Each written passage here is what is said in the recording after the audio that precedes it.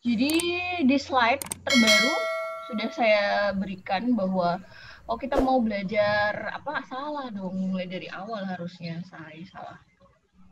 Jadi saya ingatkan kembali, mekanika tanah di kelas kita itu, salah, bukan di kelas. Di kampus kita itu ada dua, Mektan 1 dan Mektan 2. Mektan 1 kalian akan fokus belajar tentang semua yang berhubungan dengan ya pertama-pertama, awal-awal saja. Sifat fisik, sifat mekanis itu nanti di Mektan 2. Sifat fisik pada dasarnya kalian akan mempelajari tanah, jenis tanah ada 4, kalau di Mektan 1 ada mulai dari ukuran paling besar yaitu kerikil, pasir, lanau, dan lempung, yang harus diingat ada 4 itu. Kalau nanti kita sudah beralih ke arah rekayasa pondasi 1 dan rekayasa pondasi 2, berarti kita udah belajar banyak lagi nanti. Jenis tanah akan hanya dikenal ada 2, lempung atau pasir. Ke semester lagi naik, semester 7 dan semester 8, lebih akan banyak dibahas di metode perbaikan tanah untuk tanah-tanah bermasalah. Kebanyakan tanah-tanah bermasalah adalah tanah lunak. Sebelum kalian ke metode perbaikan tanah, dasarnya juga ada di Mektan 1, yaitu tentang pemadatan. Kembali lagi saya mengingatkan, ilmu geoteknik itu dasarnya yang harus diperkuat adalah buku Brajadas, baik jilid 1 ataupun jilid 2. Semuanya akan dipakai. Sampai kamu aplikasi di lapangan, dua-duanya ini akan dipakai. Tidak diragukan lagi. Semua parameternya ada di buku. Jadi kalau misalkan kalian lupa, tinggal dibuka lagi bukunya.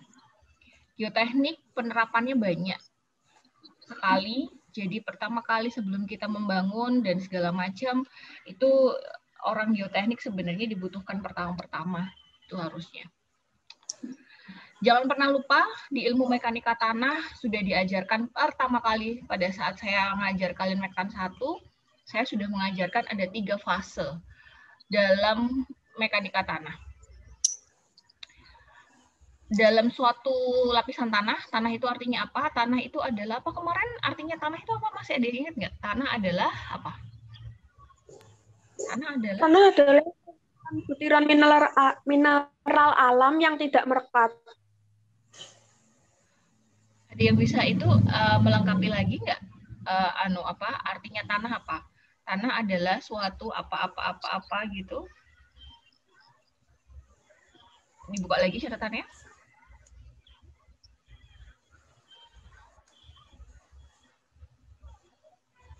Tanah adalah suatu kumpulan mineral, adalah suatu pelapukan atau apa sebenarnya?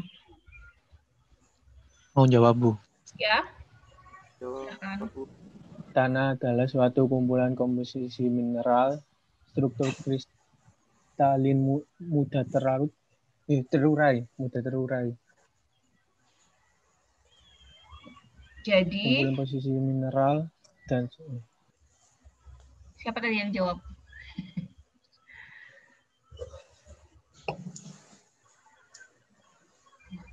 Jadi, tanah itu adalah sekumpulan apa tadi? Hasil pelapukan dari batuan kan ya. Lalu kemudian dia mengandung kandungan mineralogi tertentu. Itu adalah tanah. Dari kita belajar mekanika tanah, maka sebenarnya di dalam suatu tanah, soil skeleton, itu terdiri dari 3 fase. Fase udara yang terdiri dari fase dari rongga pori yang terdiri dari udara dan air. Kemudian ada fase solid, butirannya. Oke, jadi butirannya itu nanti yang akan menentukan dia jenis tanahnya apa. Ingat ya, ukuran butiran dari yang paling besar sampai yang paling kecil dimulai dari gravel, sand, dan fines. Fines terdiri lanau dan lempung. 3 fase diagramnya ada yang namanya setengah saturated, fully saturated, sama dry soil. 3 ini hubungannya adalah terhadap parameter gamma. Yang harus diingat, gamma ini bukan berat jenis, tapi kalau kita belajar mektan, gamma adalah apa? Berat volume tanah. Berat volume tanah itu dari komponen berat dan volume dari tanah. Ketika nanti kita memiliki fase tanah seperti ini, ada 3, berarti gamma nanti bisa dibedakan menjadi 3. Ada gamma dry, ada gamma T, dan ada gamma sun. Oke. Kalau misalkan kita bicara saturated, yang namanya fully saturated itu artinya apa? Yang harus diingat, seluruh rongga pori terisi penuh oleh air.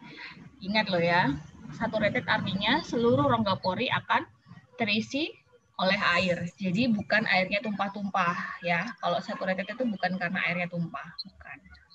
Nah, kalau kita bicara pemadatan tanah, sebenarnya pemadatan tanah itu apa sih? Sebenarnya kalau kita belajar di prinsip bangunan bawah, sebenarnya bangunan bawah itu nanti outputnya itu cuma ada 2. 1, besarnya daya dukung, dan yang nomor 2 adalah besarnya penurunan. Jadi, sifat alamiah tanah itu yang nomor 1, kita kalau misalkan punya tanah itu pasti akan mengalami penurunan jika ada beban. Itu dulu. Tapi bebannya berapa, itu yang harus kita hitung. Jangan sampai nanti kita menyesatkan banyak orang bilang bahwa tanah itu nggak boleh turun. Itu nggak boleh ya. Jadi pada dasarnya sudah sifat alamiahnya tanah itu akan mengalami penurunan. Oke ya, itu yang harus dicatat.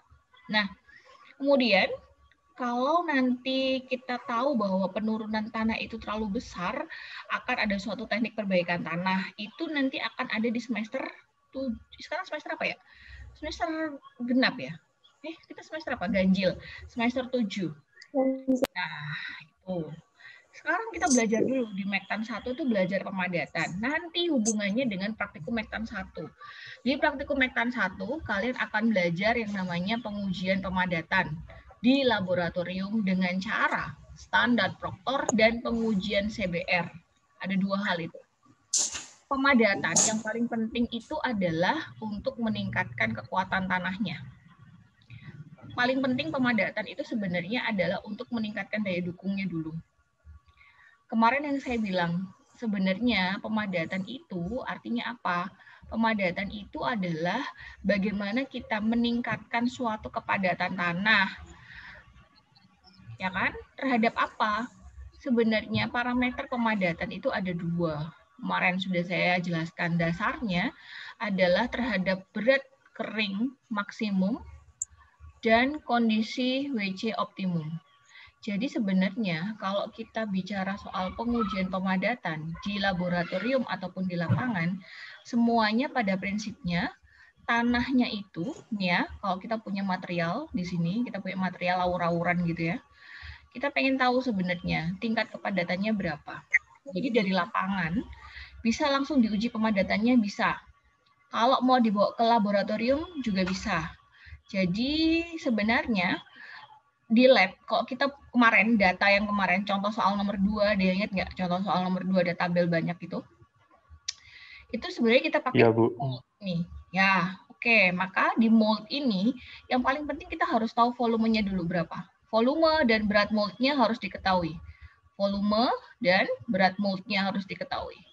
Mengapa? Karena nanti ketika kita menghitung berat kering dari suatu tanah, dari pemadatan Proctor, itu yang kita butuhkan adalah berat tanah yang ada di dalam moldnya dibagi dengan volume moldnya sendiri.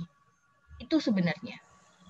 Jadi pengujian di laboratorium mau pakai caranya standar Proctor test ataupun pakai modified Proctor test, semuanya pada dasarnya harus mengetahui berapa volume moldnya, berat moldnya berapa.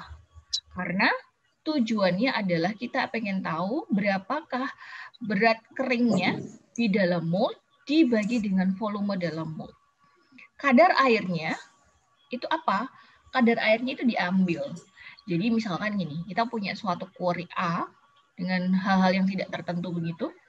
Lalu kita masukkan sampel itu ke dalam ini moldnya. Nah ini berat penumbuknya dia akan memeratakan. Jadi misalkan di sini nggak rata, di sini itu harusnya kalau kamu mau nambahkan air di quarry ini boleh, kalau di sini juga boleh. Jadi air itu memang dibutuhkan untuk melumaskan. Jadi ini sampel quarrymu itu biasanya dalam keadaan kering biasanya. bisa nggak kita memadatkan dalam keadaan basah? Bisa, tapi harus dikeringkan dulu sebenarnya. Meskipun harus kering, tapi kita butuh air. Intinya gitu, jadi air dan butirannya harus pas. Kalau bikin adonan tuh kayak bikin adonan yang pas untuk pemadatan supaya padat. Nggak boleh terlalu basah, nggak boleh terlalu kering juga. Jadi harus pas tingkat kadar airnya.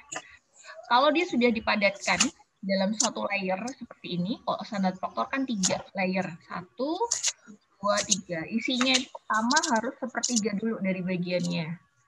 Harus dari sepertiganya, kemudian ditumbuk 25 kali, baru kemudian nanti ditimbang. Kayak gitu. Ditimbang lagi, terus satu, dipadatkan lagi yang kedua, ditimbang lagi, yang ketiga juga dipadatkan lagi. Kalau sudah nanti, jadi percobaan Proctor tuh nggak cuma 1 kali loh ya. Jadi percobaan Proctor itu dicoba-coba sampai nanti ketika kita sudah memiliki 3 layer lapisan pemadatan.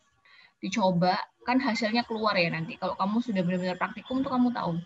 Nanti akan terbaca berat apa ya istilahnya, berat tanah ditambah moldnya, itu dia yang mana yang mengalami kenaikan, mana yang turun. Biasanya kayak gitu.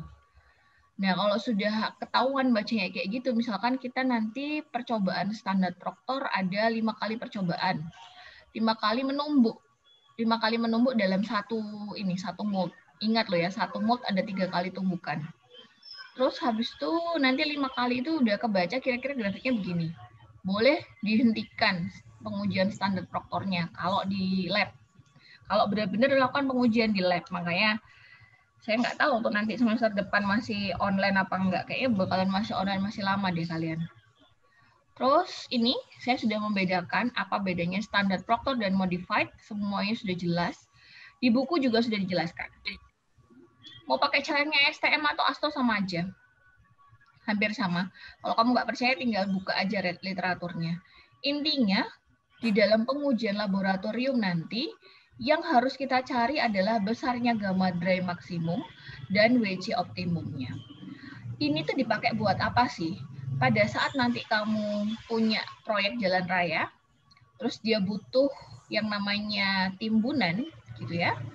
Timbunan atau tanah dasar subgrid-nya misalkan, atau mungkin tanah dasarnya sendiri, timbunan ini yang kepengennya. Ketika nanti dia melakukan suatu penimbunan itu juga pasti akan dilakukan secara bertahap. Tidak mungkin yang namanya penimbunan, misalkan kamu butuh tinggi timbunan di sini adalah 2 meter saja. Kamu langsung nimbun 2 meter, enggak. Jadi penimbunan ini akan dilakukan secara bertahap. Tahapannya, tebalnya tergantung perencana nanti. Mau berapa aja boleh, terserah. Lalu kemudian kalau sudah dipadatkan nanti, barulah nanti setelah selesai pemadatan di lapangan, akan ada pemadatan lagi. Pengujian pemadatan lagi di lapangan. Mau pakai cara apa? Caranya bisa jadi adalah senkon misalkan. Dia yang pernah tahu senkon, nanti saya jelaskan senkon itu seperti apa. Nah, dari pengujian senkon ini juga akan didapatkan besarnya gamma dry max juga. Dan WC optimum. Lalu kemudian kamu pengen tahu dong harusnya, apakah pemadatan yang saya berikan di sini sudah betul atau tidak? Bagaimana caranya mencocokkan? Caranya adalah dari material ini, itu kan sebenarnya sudah dilakukan pengujian di laboratorium. Nah, kalau sudah dilakukan pengujian di laboratorium, maka caranya itu nyocokin gimana? Misalkan di sini gamma dry maksimumnya adalah 1,85. Satuannya sembarang, gram per sentimeter pangkat 3, oke. Maka sebenarnya kalau kita mengembalikan lagi ke lapangan, setidaknya kepadatan relatif yang tercapai di lapangan pada saat kita melakukan aplikasi setidaknya adalah 95% dari gamma dry maksimum itu terpenuhi. Itu yang paling penting. Jadi nanti, misalkan kamu punya hasil pengujian senkon, gamma dry max-nya ini misalkan gamma dry-nya adalah 1,68 gram per sentimeter pangkat 3. Ini gimana ini? Sudah cocok nggak? Coba dihitung prosentase Prosentasenya bedanya berapa persen? Dari 1,68 ke 185 bedanya berapa persen? Prosentase bedanya. R tercapainya berapa? Coba dikurangi. Gimana caranya nyari? Jadi 185 dikurangi 168 dikurangi 1,85. Piro hasilnya?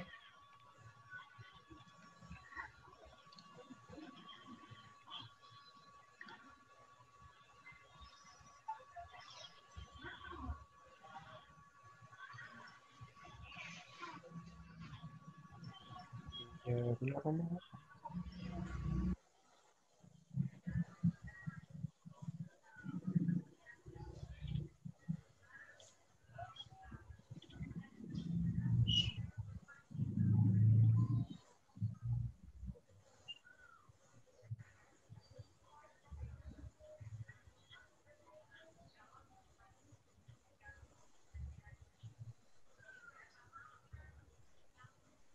0,091, Bu. Kalau dipersenkan berarti berapa persen? Yang lainnya berapa?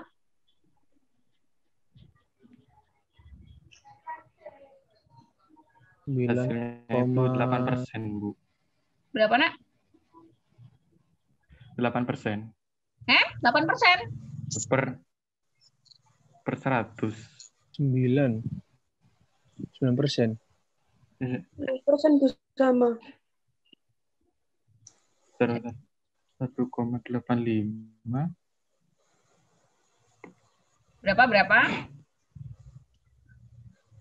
8%.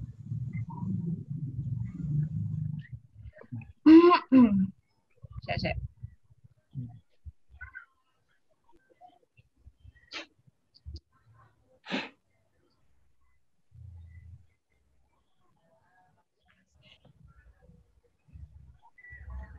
Oh, cuma 9%. 9%.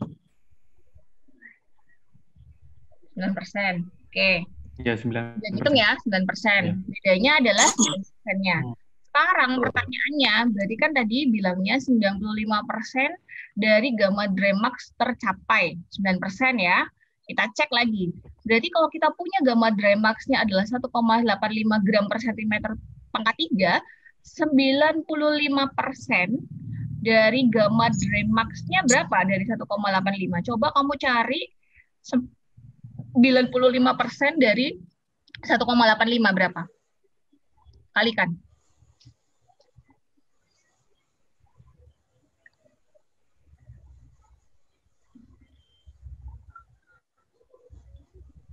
Satu 1,75. Ya benar. 1,8. 1,75 apa 1,8? Enggak, misal kalau dibulatkan. Oh, kalau hasil akhirnya itu 1,75. Ya, gamma Dre maksimumnya adalah 1,75,7%. Salah. Gram per sentimeter pangkat 3. Berarti kamu itu nanti, kalau kamu punya di lapangan hasil senkunmu 1,68 nih ya, yang dijadikan catatan. Terus di sini kan 9% bedanya. Udah kelihatan sebenarnya di sini nggak memenuhi. Karena kenapa? Setidaknya kalau misalkan di sini bedamu cuma 3%, 2%, maka sebenarnya ini masih memenuhi. Kalau di sini 5% aja, berarti dia mepet dari hasilnya. Harusnya pemadatan dengan senkun tadi, nilai gamma Dre-nya harusnya 1,75, 7 minimal.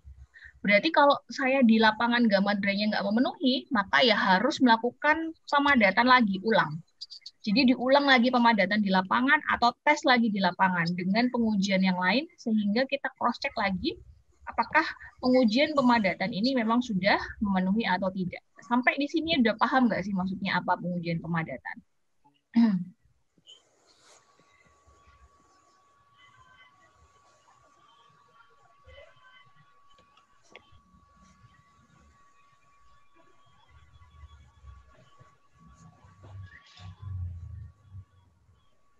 Bu, tadi 1,68 itu dari mana, Bu? Dari pengujian senkun, misalkan hasil pengujian senkunnya adalah sekian, misalkan.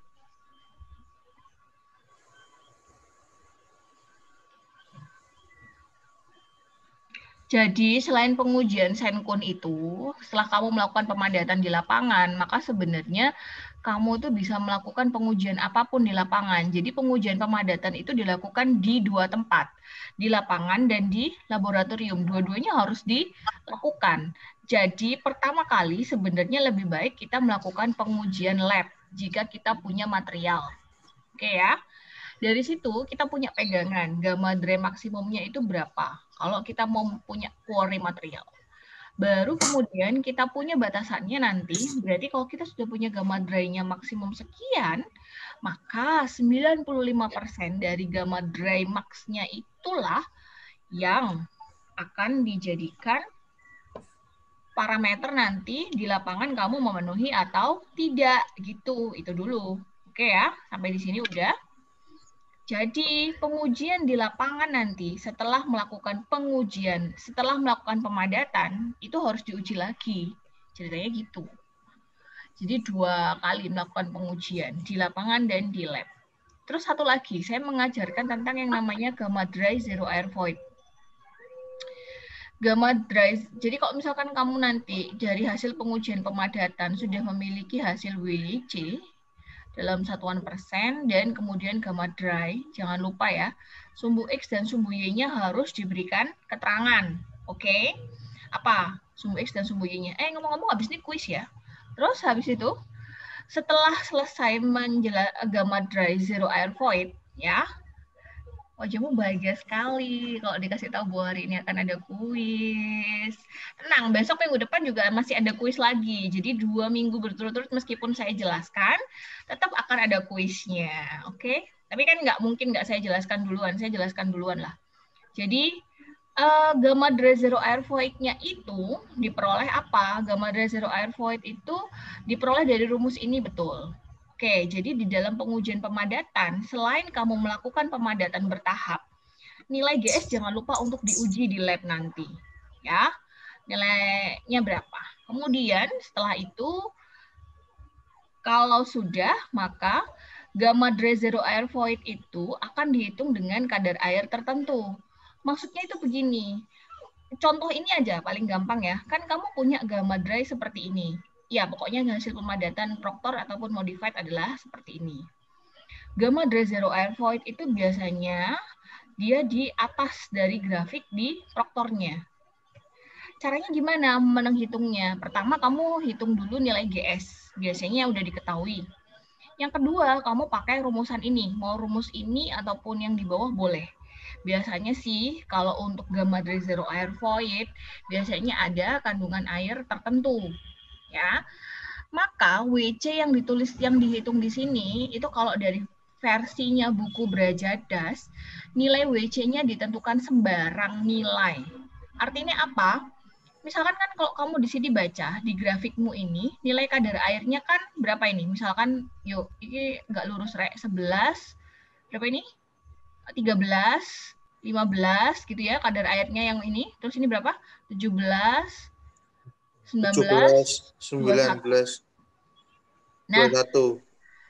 Maka kadar airnya itu apakah akan sesuai dengan ini, Bu?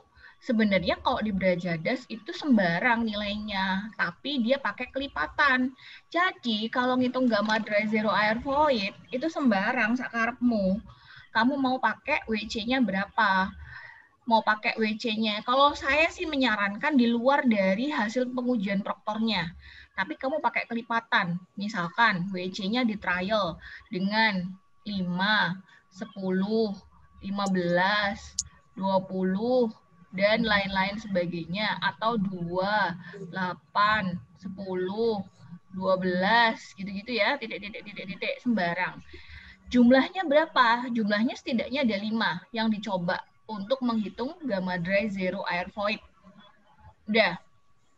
Baru kemudian nanti akan digambarkan di sini. WC dan gamma dry-nya. Udah.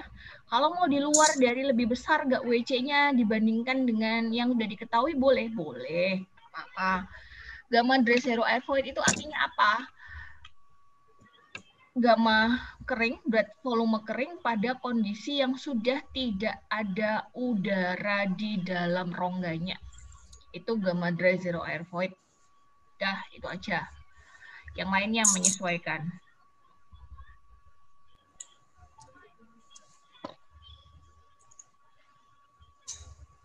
WC di Gamadra itu masih dalam bentuk desimal atau masih persen? Kalau dihitungnya.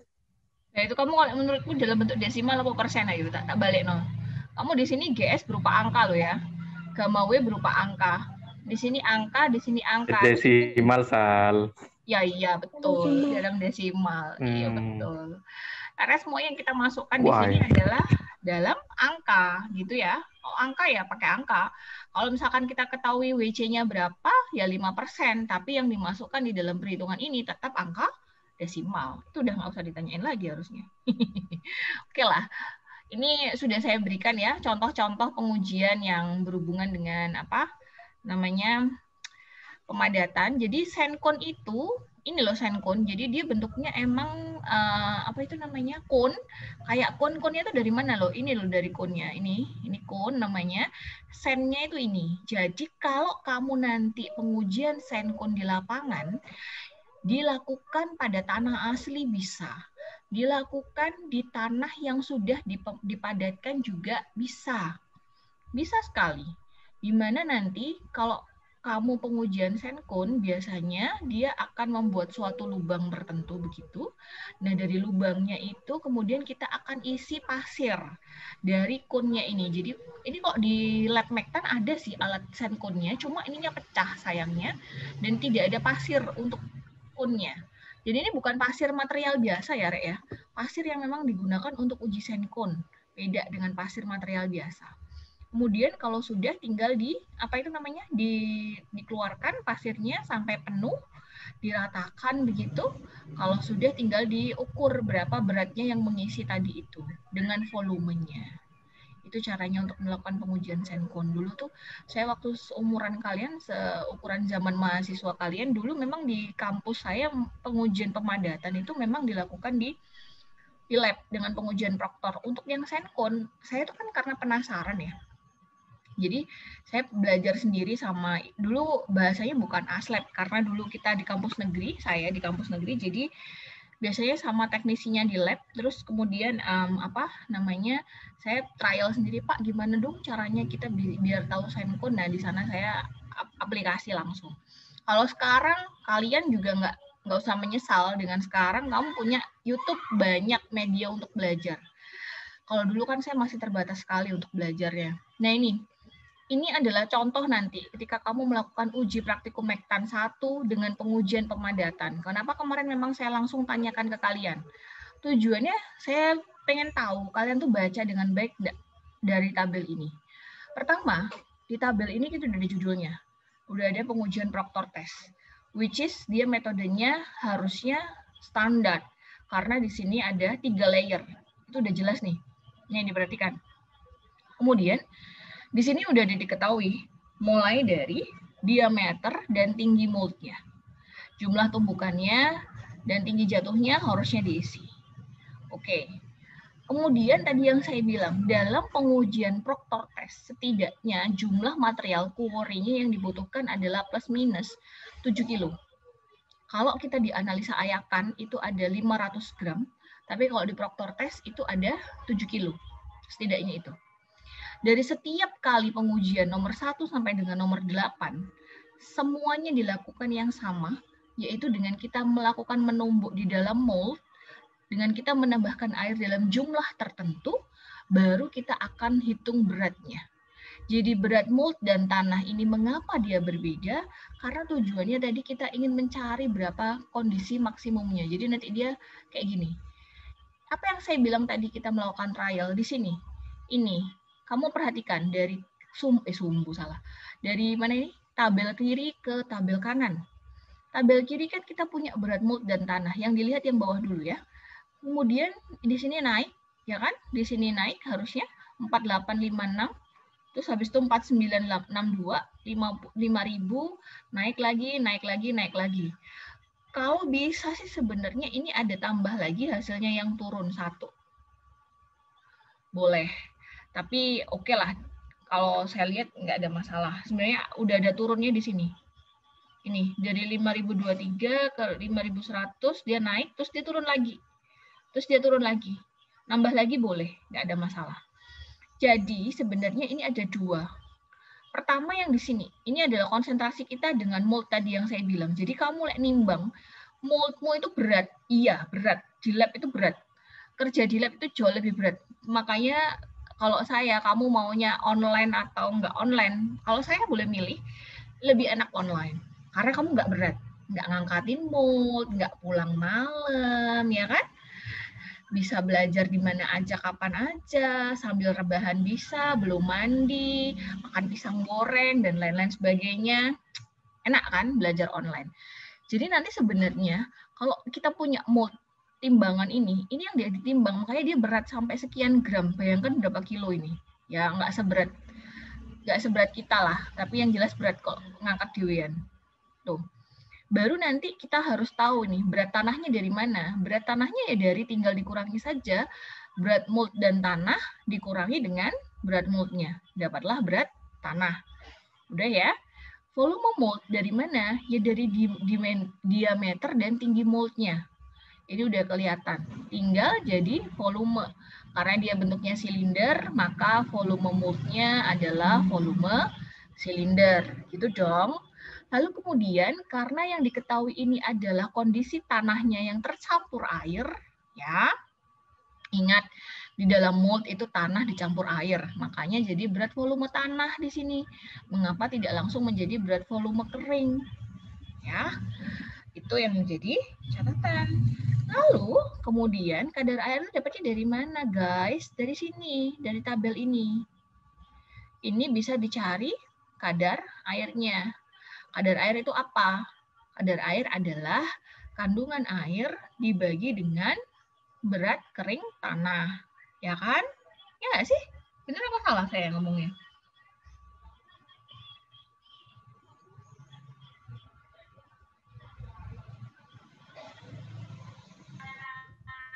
WS per WW. WW per PS, Bu. WW per? Kadar air. WW per apa? WW itu apa sih? WW per WS. WW itu apa sih? WW itu W dikurangi WS. W dikurangi S itu WW. Iya. Betul, karena berat udara itu sama dengan 0 ya, karena tidak memiliki berat. Jadi tinggal dikurangi saja nanti berat tanah kering, berat tanah dengan berat tanah kering, berarti udah kelihatan nanti berat tanah keringnya berapa, tanahnya dia sendiri berapa, ya. Kemudian kalau sudah, salah, mana dong tadi saya? Udah ya berarti tinggal ngitung berat keringnya berapa. Berat kering kan gamma dry pakai rumus apa? Gamma T dibagi 1 plus WC ya, kalau nggak salah. Ya udah, dari gamma T dibagi 1 plus WC. WC-nya ya sesuai dengan tabelnya masing-masing. Baru nanti diplot. Ini udah saya berikan nih. Ini bimbingan saya praktikum Mektan satunya. Ini kelompok nggak tahu lupa. Jadi sebenarnya kurva gamma dry, jadi biasanya kalau saya praktikum tuh minta anak-anak untuk ngupload grafik apapun itu berbentuk manual. Saya suruh scan. Kenapa seperti itu? Karena untuk melatih motorik kalian. Itu yang paling penting. Motorik, kognitif itu semuanya harus saya latih. Karena kalau cuma ngupload tok pakai Excel, siapa yang nggak bisa? Anak TK aja bisa mungkin kalau diajarin. Tapi kognitif dari kalian harus dilatih juga. Cara ngupload grafik, membaca, kayak gitu-gitu memang harus saya latih. Karena nggak mungkin nggak dilatih. Karena membaca grafik itu kan nggak gampang, itu tujuannya. Jadi yang di bawah ini adalah dia dari hasil pengujian proktornya. Yang di atas ini adalah gamma dry zero air void. Di kelompok ini, kadar air untuk menghitung gamma dry zero air void sesuai sama proktornya. Padahal sebenarnya sudah saya beritahu sih sebenarnya kalau bisa di luar dari dari hasil WC di proktor. Nah ini kalau ngeplot grafik lagi-lagi yang menjadi latihan adalah skala. Kalian kan main skala juga agak kesulitan. Nah itu memang mengapa harus saya latih terus supaya nggak lupa, ya kan? Jadi skala itu juga menentukan gambarmu ini ketika nanti dia berubah skala bisa jadi berubah. Oke. Nanti kalau lebih dalam lagi saya berikan di praktikum Mektan 1. Kalau nanti kalian jadi bimbingan saya banyak yang bisa diolah dari praktikum dari data. Tapi tergantung anaknya ya. Terus habis itu, jadi sebenarnya dia grafik pemadatannya kan begini ya. Ini, diperhatikan grafik pemadatannya. Oke. Sekarang yang diperhatikan pertama adalah skalanya. Skalanya di sini kecil ya. Kecil banget skalanya beneran, selalu kecil. Yang di sini beda skalanya. Perhatikan di sini. Skala kadar air dengan skala berat volume yang saya bilang. Skala kalau bisa sumbu X dan sumbu Y-nya sama. Apa maksudnya? Kalau di sini dimulai dari 0 titiknya, ke kanan sumbu X dan ke atas sumbu Y nilainya adalah sama. Itu lebih bagus. Jadi misalkan di sini sumbu X, sumbu Y-nya adalah 0,5, di sini harusnya adalah 0,5 juga. Baru 1, 2, 4, dan seterusnya. Itu maksud saya. Yang di sini kesalahannya adalah skala di sumbu X. Sampai di sini paham dulu nggak sih cara menggambar tuh kayak gimana? Saya udah ngajarin loh cara gambar. Paham ya cara gambar tuh kayak gimana? Paham, Bu. Oke deh. Udah ya, paham ya. Jadi jangan sampai nggak perhatikan skala. Penting banget skala tuh. Karena nanti apa? Itu akan mempengaruhi hasil akhirnya. Jadi nanti akan kelihatan, loh kok grafikku nggak lengkung kayak yang dijelasin Bu Mila yang kayak begini ya. Kenapa kok grafikku begini-begini gitu. Nah ya bisa jadi skalanya berubah atau memang ada perhitungan yang salah di depan. Jadi masih banyak hal yang bisa diantisipasi. Gitu. Buat saya, ini adalah praktikum itu sebenarnya melatih bagaimana kalian melakukan pergerakan dengan cara kalian berpikir. Itu sebenarnya kalau kita belajar praktikum. Motorik kognitifnya akan dijalankan. Nah, sebenarnya kalau kita nanti sudah melakukan cek seperti itu, misalkan hasil pemadatannya lengkung grafik maksimumnya tidak terpenuhi, atau memang ada yang salah, pas sudah dihitung tetap tidak ada lengkungnya, berarti langkah selanjutnya apa, Bu? Biasanya kalau saya tak suruh ngulang praktikum lagi. Itu yang sudah terjadi pada kakak-kakak kelasmu. Dan itu emang kalau diulang hasilnya akan lebih baik. Makanya kenapa kalau kerja di lab atau kerja melakukan sesuatu tuh jangan guyonan. Ya guyonan aja sih nggak apa-apa, cuma serius gitu kalau pas lagi praktikum. Jadi hasilnya memuaskan nanti. Tuh, udah.